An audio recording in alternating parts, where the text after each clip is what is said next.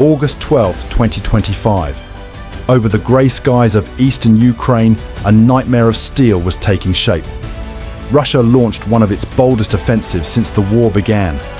180 drones, 120 T-90 tanks, and 500 elite infantry advanced simultaneously toward 3 key cities. Their mission: break through the defensive lines, seize territory, and finish the battle within hours before sunrise. Moscow believed this strike was unstoppable, but they had no idea that every move was driving them straight into one of the deadliest traps in modern warfare. In the skies, Ukrainian reconnaissance drones streamed images every 8 seconds, exposing every Russian column. On the ground, fields that seemed deserted were laced with hidden mines, bomb craters, and razor wire traps. Farther back, Bodana howitzers had already locked their targets, guided by GPS, within a margin of just a few meters. In the shadows, Obliterated tanks and fast strike teams on motorcycles waited for the signal to counterattack. That night, the eastern frontier was anything but quiet. Hours before dawn, Russian troops, moving not as battalions, but in small groups of 2 or 3, slipped across rivers, tree lines, and farmland. Their mission was not to hold ground, but to sabotage from within, cut wire, dismantle fortifications, and open gaps for the main assault. It was a tactic meant to strike directly at the enemy's heart.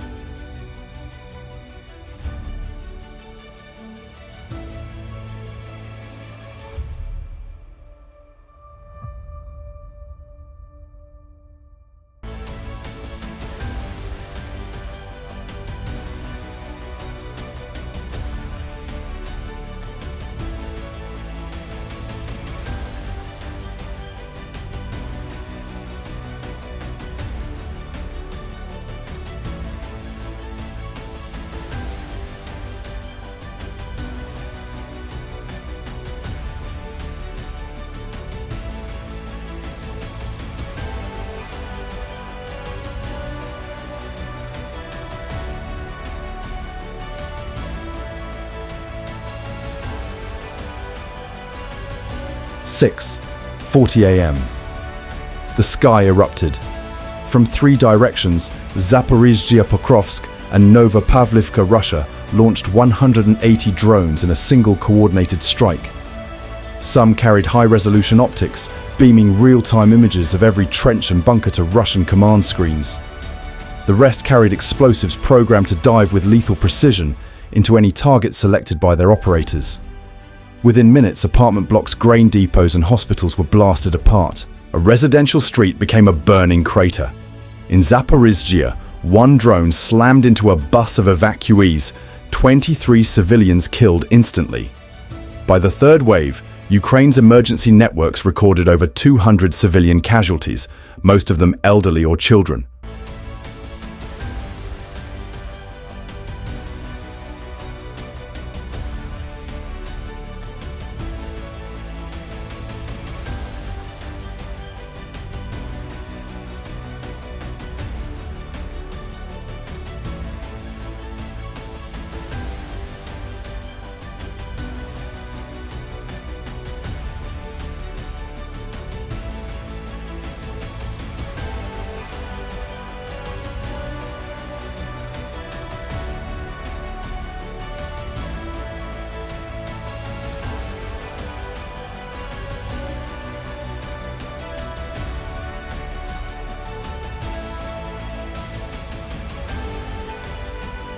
For Moscow, this was only the prelude, a storm of steel clearing the way for the decisive blow. For Ukraine, it was a glimpse of hell. Yet behind the smoke, Kiev had prepared an answer. 7:10 a.m. The ground shook with the roar of engines. From 3 axes, 120 T-90 main battle tanks, each weighing over 45 tons, rolled forward in dense lines that made the very earth tremble. Their cannons fired indiscriminately. Bridges collapsed, schools burned, crowded markets were reduced to rubble. In Microsoft, a single salvo leveled an entire row of houses in less than a minute, burying dozens alive. Behind the armor, 150 military trucks carried nearly 1,500 elite infantry weapons, at the ready, convinced they would find only shattered trenches and retreating defenders. Confidence turned into arrogance.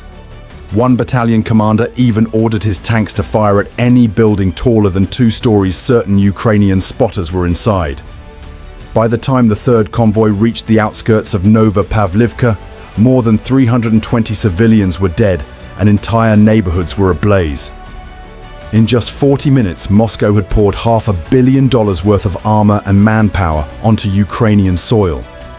Russian generals believed this was the killing stroke, a surprise attack powerful enough to crush resistance before the world could react.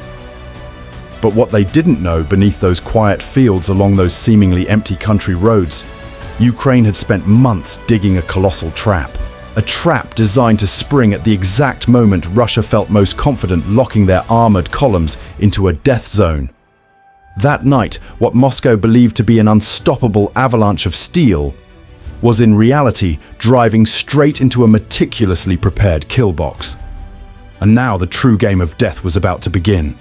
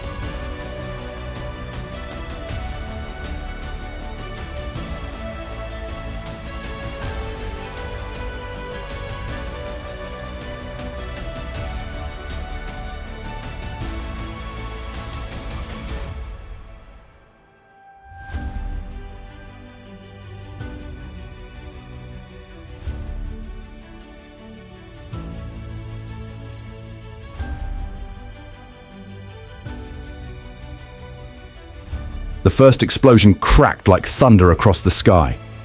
Fire burst from the steel hull, and the entire turret's several tons of armor was hurled more than 10 meters into the air before crashing back down in flames. This was no accident. It was the opening move of a nightmare Ukraine had meticulously engineered. Across nearly 5 kilometers of farmland, deadly traps had been laid weeks in advance. No two were alike. Some pits were seeded with high explosives powerful enough to rip a tank apart the instant its treads rolled over them.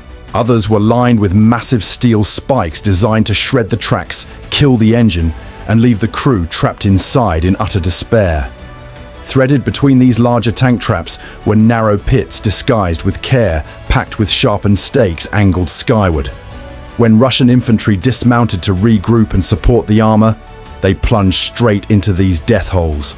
Their screams of pain echoed only for a moment before being swallowed by smoke and the roar of engines.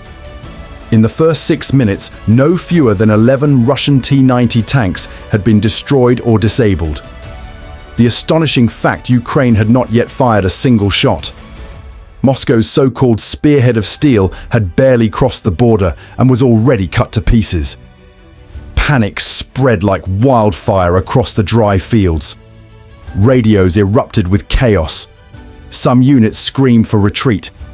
Others, still intoxicated by the illusion of a quick victory, insisted on pushing forward. But advancing or retreating made no difference. Every escape route the Russians thought was open was nothing more than a carefully crafted illusion bait designed to funnel them deeper into the kill zone.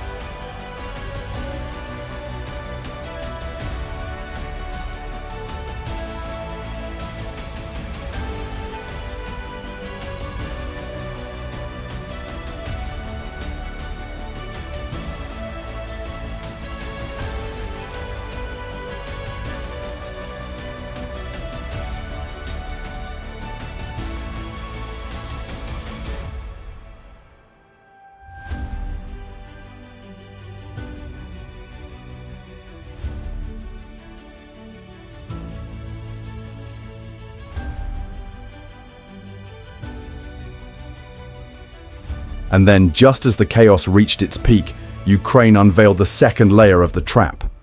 From hidden positions, lines of artillery and armored vehicles roared to life. The first shell ripped through the air and slammed into the lead T-90, turning it into a fireball. More shells followed in rapid succession, raining down with such precision that the Russian formation was torn apart in seconds. By 7:05 a.m., the force once hailed as Moscow's unstoppable steel spearhead was reduced to a smoldering graveyard. Tanks burned like torches, turrets lay scattered like broken toys. Elite infantry trained for relentless assault were caught in a nightmare with no way out. Crews abandoned their vehicles, sprinting in desperation. Soldiers leapt from burning trucks, searching for cover as their comrades screamed. Officers barked contradictory orders over jammed radios. Advance or retreat, it no longer mattered. The minefields and precision strikes had shredded their chain of command. And then, as the echoes of artillery still rolled across the fields, the final act began. From well-concealed staging grounds, hundreds of Ukrainian fighters on motorcycles roared into the open like a pack of hunting wolves. Their speed turned the battlefield into a killing ground. They weaved between burning tanks, closing in on scattered Russian squads fleeing in terror.